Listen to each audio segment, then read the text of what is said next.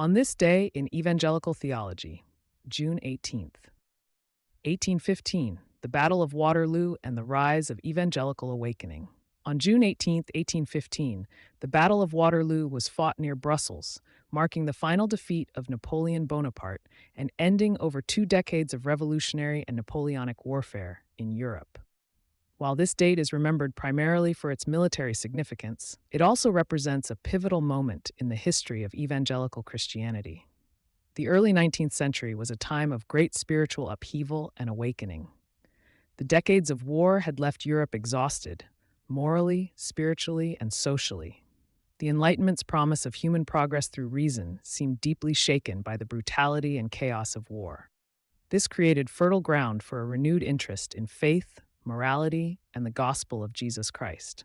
In Britain, this post-war period gave rise to an evangelical resurgence, led by influential figures such as Charles Simeon, a Cambridge pastor and preacher who shaped a generation of evangelical clergy; William Wilberforce, a parliamentarian whose evangelical faith drove his lifelong campaign to abolish the transatlantic slave trade; the Clapham Sect, a group of socially engaged evangelicals who believed in transforming society through Christian ethics and active gospel witness. Waterloo indirectly spurred a global evangelical movement.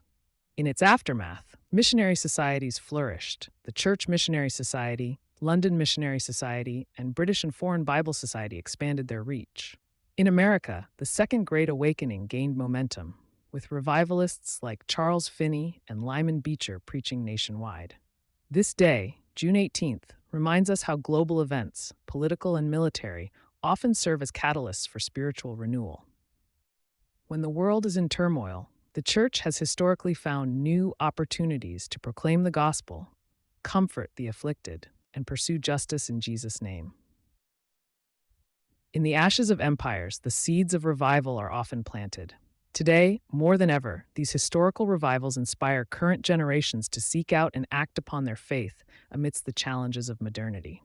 How can we, in our own context, remember and reinvigorate these legacies of faith and justice? By connecting with global communities, by teaching ourselves and others, and by finding strength in our richness of diversity, we plant seeds for a brighter future.